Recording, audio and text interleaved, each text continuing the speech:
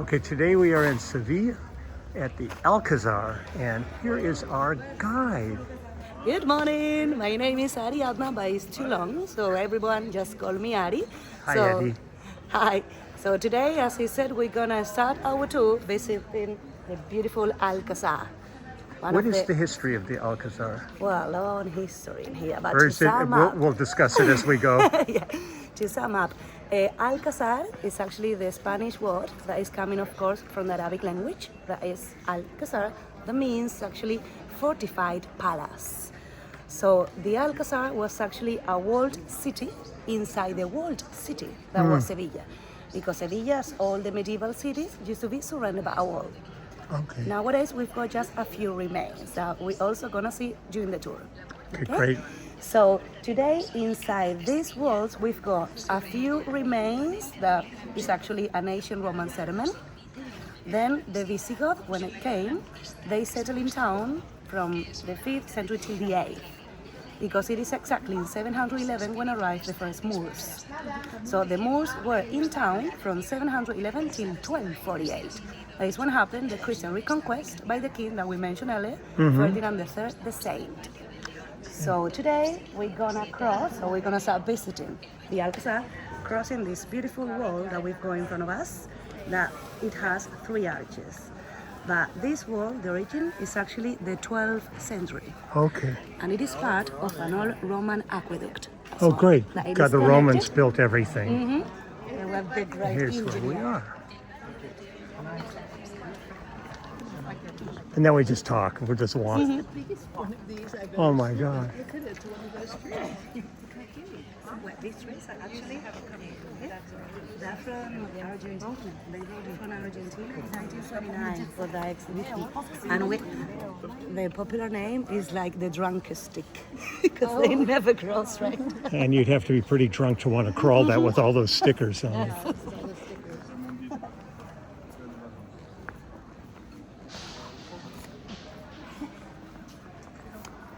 So are you going to have that? That's your turn.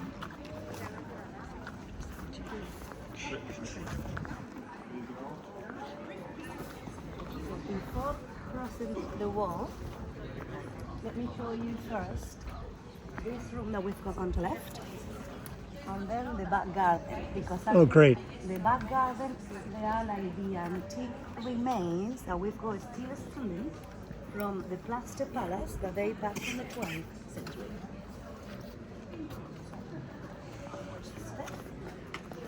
And watch the fountain. It's not the first time that the people refresh the ankle here. Oh, oh, it's beautiful.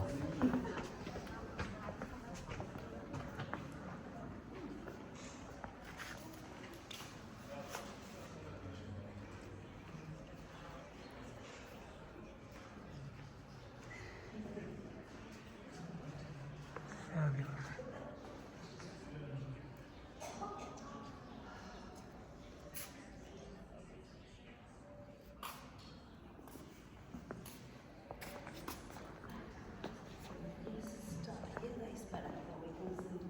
Those remains are just so those outside on the right hand side are the remains that belong to the Plaster Palace that date back from the 12th century.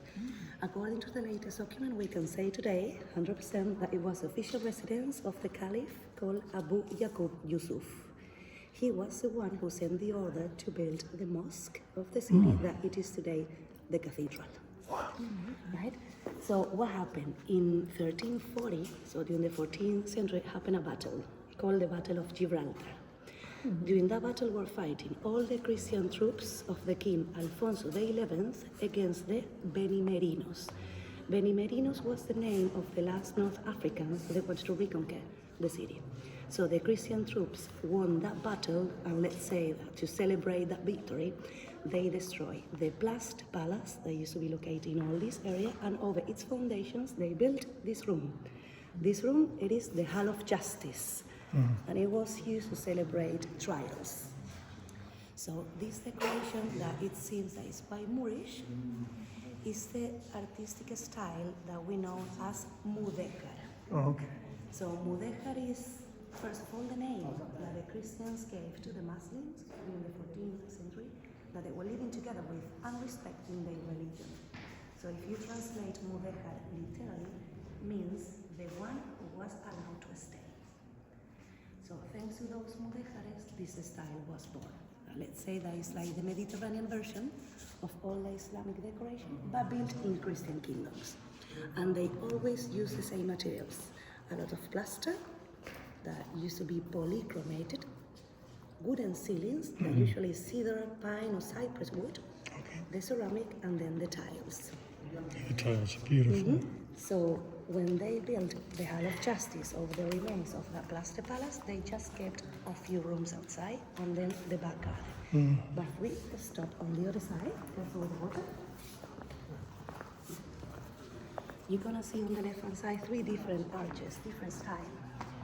Those are even older. Those arches and the columns were brought from a city that doesn't exist anymore, that it was located outside Cordoba, known as Medina Azara, the shining city. So that city was built for being the residence of the Caliph, so Abderrahman III. When the Caliphate ends, that city was demolished, and a lot of materials were brought to Seville to build different palaces. So it's what is known as holy material. Okay. And then they also kept, of course, this water tank, the pond, that we still in Spanish use the Arabic word, alberca.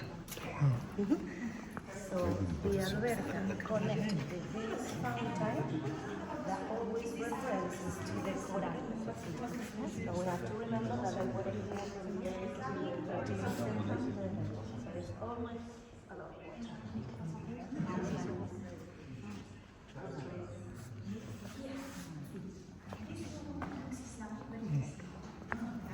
Just the detail work is just incredible. And this is just an introduction of the Mudéjar Palace that we're going to see. And as I said earlier, it's very well preserved in comparison with La Alhambra in Granada. Okay. Even in here, inside the palace, we're going to see that the plaza is still painted.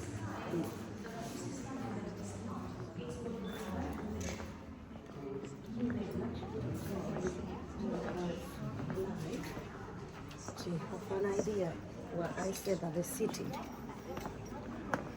it was a fortress. On this picture, is Sevilla in 1248, exactly. Wow. So with the river, the Golden Tower, and then it's at the whole wall with the Alcazar, the place that we are now, the mosque, that is not still a cathedral. Yeah. And then all the white houses used to belong to the Jewish quarter, connected with the Roman aqueduct. It's very much like Alcazar in France. It's just this incredible walled city, and there's an entire city going on inside, but there's these huge walls to keep the enemy out. Yeah.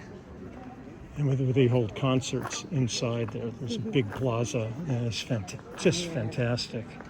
Yeah, that was always like at the end of the 13th, 14th centuries when the people started to surround the cities as a defensive way. Yeah. And it was quite weird that my hometown, La Laguna in Tenerife, also belonged to the medieval towns, but it's the only one that is not surrounded by a wall. Really? Yeah, and Wow. it served all the design to start designing all the cities in South America, in the New World.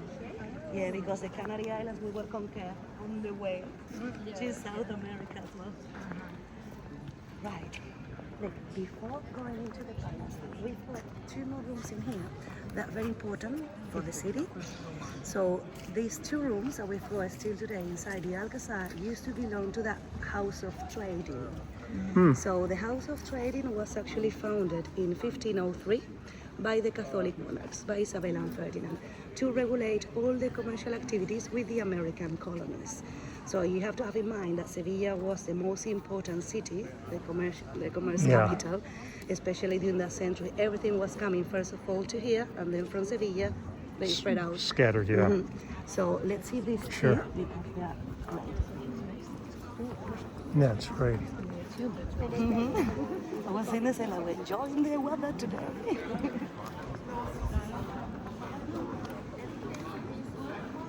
It's a bit crowded, the room now, let's see. We went to the Pt.1 Palace. And talk about crowded and hot. I hate it when it's hot because you know enjoy it. You know, Yeah. in the place. See if we can fit it on the right.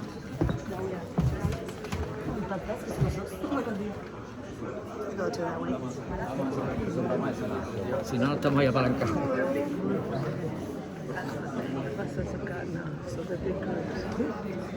Let's see if we can go through this.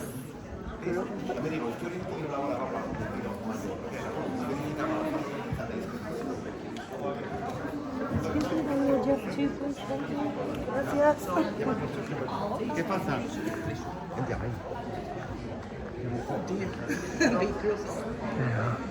Right, as we said earlier, this room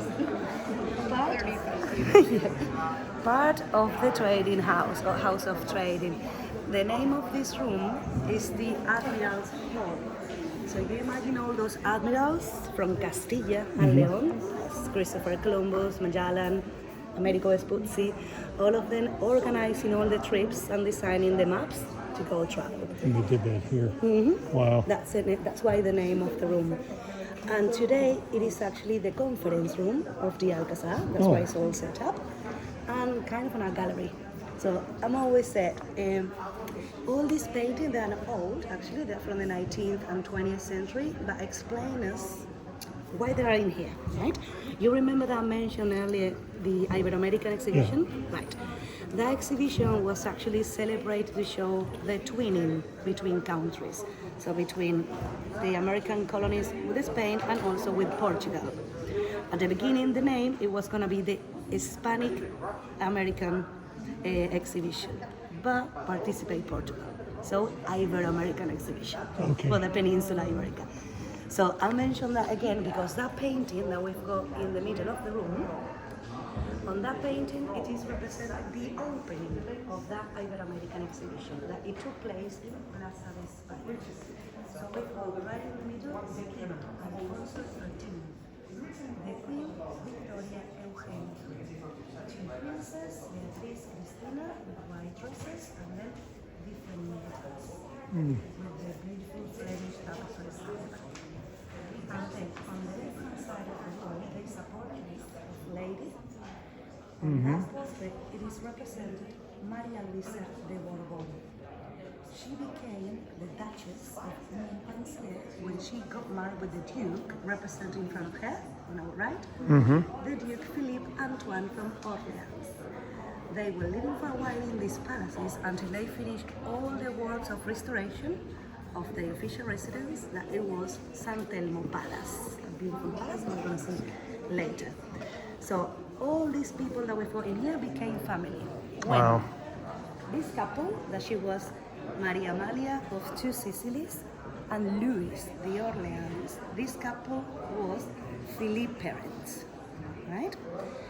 So everyone became family when the ugliest king that we have had in Spain, Ferdinand VII, got married with his niece. Not too good looking either. To keep the blue blood. The House of Homely. Yes.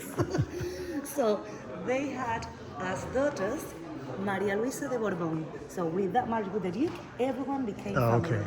And also Maria Luisa's sister, that it was later on our Queen Isabella II. We're talking now about 19th century, Romantic style. Isabella got married with the king consort, that is that gentleman represented on the piano, Francisco de Assis de Bourbon. It's not a babe. That's the couple. Yes. Oh, it's a beautiful piano. They used to celebrate private concerts. Oh, it's wonderful. And then the most important painting that we've got in this room is this one. This is from 1887. The author was Virgilio Mattoni. But despite of having an Italian name, he was born and raised in Seville. He was born actually in Santa Cruz neighborhood. But he had Italian family. This painting represents like the agony or the death of the king Ferdinand III the Saint.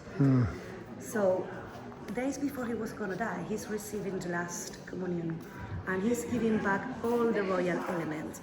His king's cloth, his crown, his sword. Going away as he came. He said actually that he wanted to die like a normal human being, like a man, not like a king. Yeah. He said that he never deserved that good kingdom that he had. That's why he's also represented like humble king looking to the ground. And that robe That's that he's very rare. around his neck, that represents on this painting that from now on he's just in God hands. That's amazing. He went down in history actually as the king of the three cultures. Despite of the reconquest, he always looked after the minorities. So thanks to Ferdinand, the three great religions, the Jewish, the Muslims, and the Christian, lived together for a long time with no problem. Wow. So actually his saint, his body is incorrupted, so it was like very well preserved, a natural mummification. And he died on 30th of May in 1252. So every 30th of May we celebrate Saint Ferdinand's Day. Do they know what caused his death? Or was it? Hydroxy. Oh, So actually, every 30th of May, after the Mass, you can see his incorrupted body. They open the silver coffin where he is, and through the glass, you can see his incorrupted body. The crown, the teeth. wow. It's amazing. Every 2 years, the university check the body to see. Just make sure he's still there. Yeah, and he's still, and he died during the 13th century. but Wow. he's still.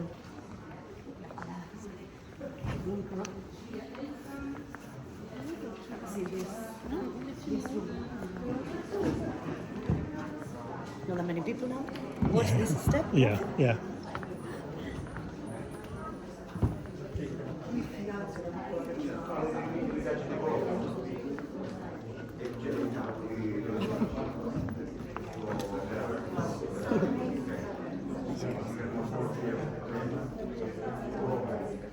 Right. So another room that used to belong to the House of Commerce. This is the chapter house. So on this bench, that's a round room that was actually for taking a seat all the members of all the admirals from Castilla. That's why also the decoration of the walls that today that's showing like tapestries. Before being tapestries were painted al fresco. So represent different coat of arms of all those admirals from Castilla. The most famous one, of course, is always this one behind, with the castle and lion, because that was the coat of arms that the Catholic monarchs gave to Christopher Columbus when he got the title of the Admiral of the Sea Oceans.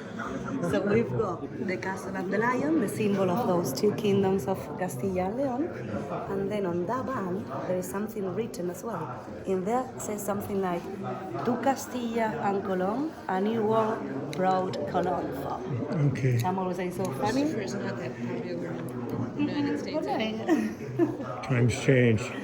Reality sets. And that painting that is also from the 16th century represent the Virgin of the Sailors. And a part of being a great painting is also considered a very important document related to the discovery of those journeys to the Indies. Because Alejo Fernandez, the painter, represents that Virgin ascending from the oceans and trying to get together under her mount both continents, America and Europe. How he did that represented for the first time in painting the Europeans. So that gentleman that is with the golden cloth like praying is Christopher Columbus on the left.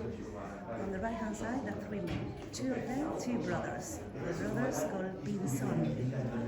And then the other gentleman with the red cape, there are still today two theories. Some historian says that he could be the Emperor Charles. Other historians, including me, will defend the theory saying that he was Juan de la Cosa. He was a cartographer, the owner of that Santa Maria boat. And then this one in India. And then at the back of the painting, in white dark color, we've got for the first time a representation of the Native Americans. Okay. Ron called Indians.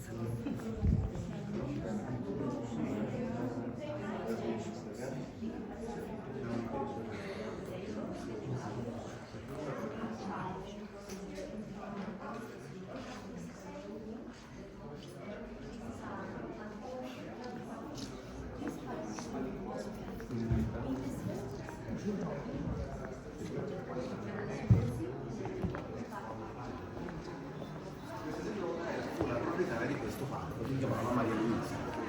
No, mio padre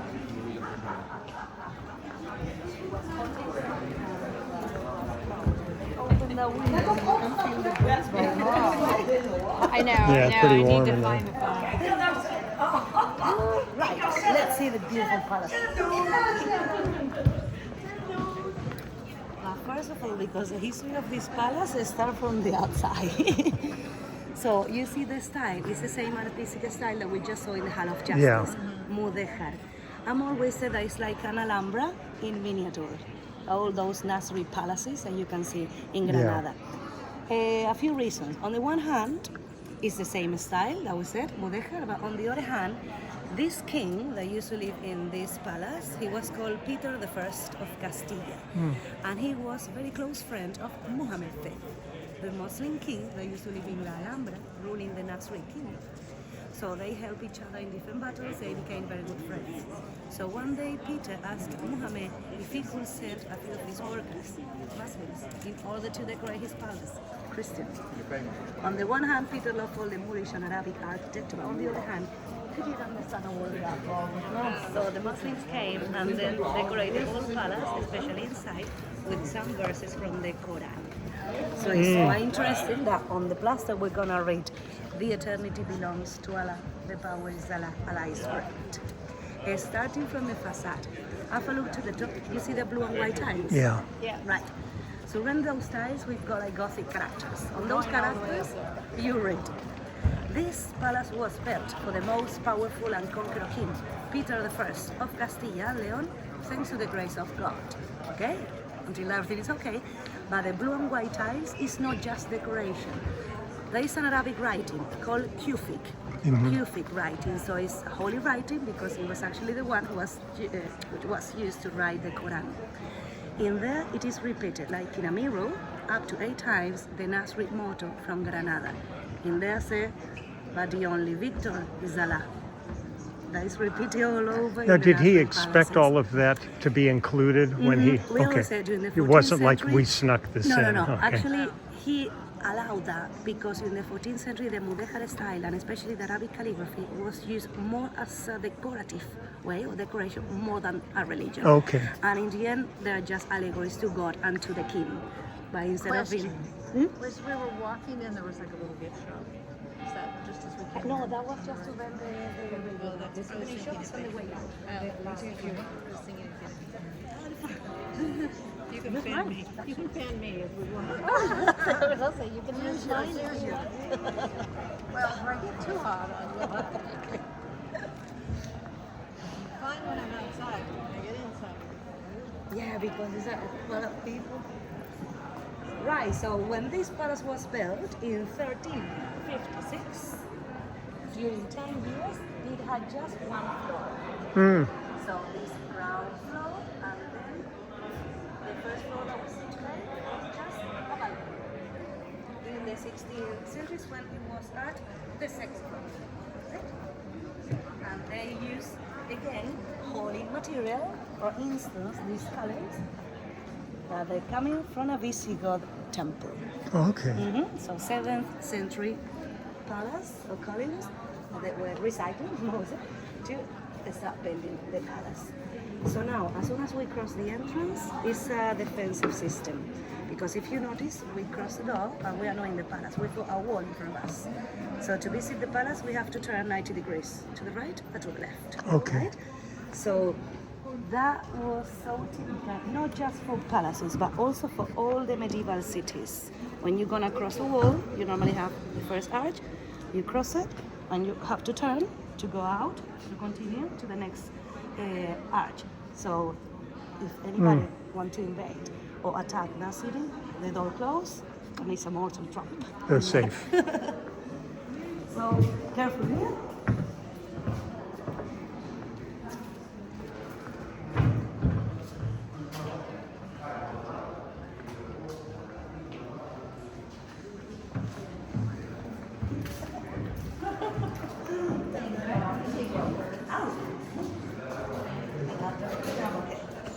See, all the plaster is what we're going to see all over the palace. They are writing, Arabic calligraphy. Yes.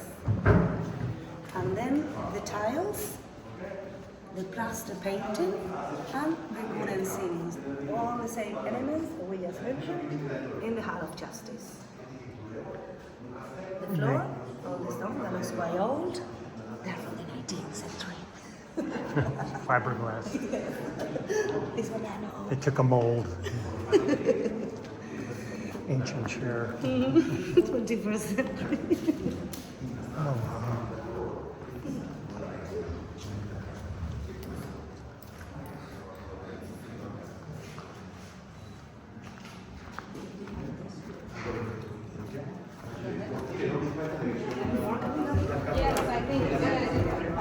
So we're gonna go into the corridor. We're gonna turn it right.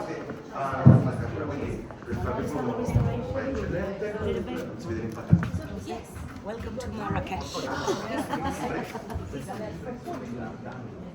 This is the central courtyard that used to belong to the official side of the palace. As all the royal palaces, they were divided into two areas, one official side and the private side. And we're gonna see the royal bedrooms and royal and private courtyards.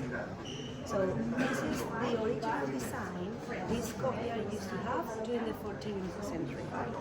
Always the water, the alberca, in the middle, and then in the left of the gardens. But what happened? The 16th century, it was a century for many changes. With the king, Philip II. So he moved to this palace and he started to make different changes. And one of the changes was that he covered all this courtyard with a white marble floor. So he left just one floor. And he had in the middle a fountain. 16th century, right? And it's not until 2001, 2002 that the workers of the Alcazar, they were restoring the floor because it was quite damaged, and suddenly came up the second level. They did the test, all the brick dated back from the 14th century. Yeah. They also found documents that they were making reference to the courtyard in two levels, so they brought back the original design. The same that happened with the columns. These white marble columns were brought from Genoa, from Italy, but in the 14th century, the columns were actually made of brick. That is so typical for the mudéjar style. And can you make this difference between styles? All the ground floor, absolutely mudéjar, with the polyloft arches, but then the balcony has a different style. Yeah. Renaissance. All that side was added during the 16th century, and today up there, they are the royal bedrooms. So these palaces are still active. It's the residence for vacation for the Spanish royal monarchy. Every time they visit the city, they close the complex and they say, And then they enjoy it. It's just thank God they didn't destroy this. When they did it, they just covered it over. You know, and to have it still be here as compared to tearing it all out and filling it with Actually, dirt. there are many films. This Alcazar has been the scene of many movies. So in movies before 2001, you can see This the courtyard covered, wow. with the fountain. It's like many old houses where they drop the ceilings and you suddenly they break through and they go, oh my God, this room is twice as high. Yeah. Well, actually, next to the cathedral, there's a street called Mateos Cabo, and in there, there's a restaurant that during the shutdown, during the COVID, they started to restore the restaurant. They start breaking the ceiling, and they found domes, and it's an Arabian bath, a hammam from the 12th century. And now you can have your meal inside a hammam. That's It's great. fantastic. What's a step? Yeah. Well, these two royal bedrooms. Those beautiful vases in there was actually to keep oil, and they are from the 14th century, and they were found in one of the excavations in the gardens.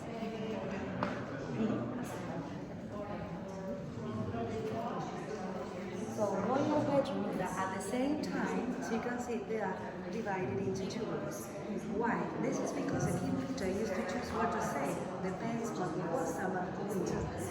Because it's not until the 16th century when it became very popular, they start adding new floors to the palaces, and they use one floor for summer and one for winter. But remember, 14th century, just one floor, so two bedrooms. Yeah. So this side, where the beds are, is actually the bedroom. So you imagine inside those beautiful beds, Yeah. and then they close these doors with curtains to keep the privacy. And then the rest of the furniture where we are. Ceiling spectacular. The original ceilings from the 14th used to be like this one that we see now. They were kind of a dome, right? But what happened during the 16th century, that king, Philip II, did new ceiling straight in order to have that second floor. By the 14th century ceiling, they're actually on the first floor. The first floor. They really like it and they And swap. they had carpeting then too. Yes, always in this carpet, also very old. And this ceiling is from the 14th. This is still. Oh my gosh.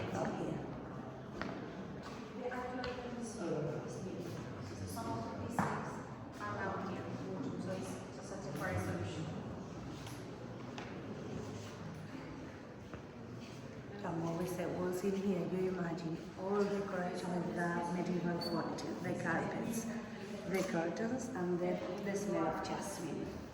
Because nowadays we've got this really bad replica, this kind of bracket to put the lights, you see? Imagine something Yeah. like that, but with holes on the sides. Just so to they, glow. and they used to put inside the petals of jasmine. So when the breeze went through them, it was a natural Smell. refreshing. But two reasons as well. The people say, oh, that's so beautiful, 1,000 nights and a night. Like, okay, but also because the hygiene wasn't very good in the No, medieval yeah, no. time. So sanitary reasons as well. Here too.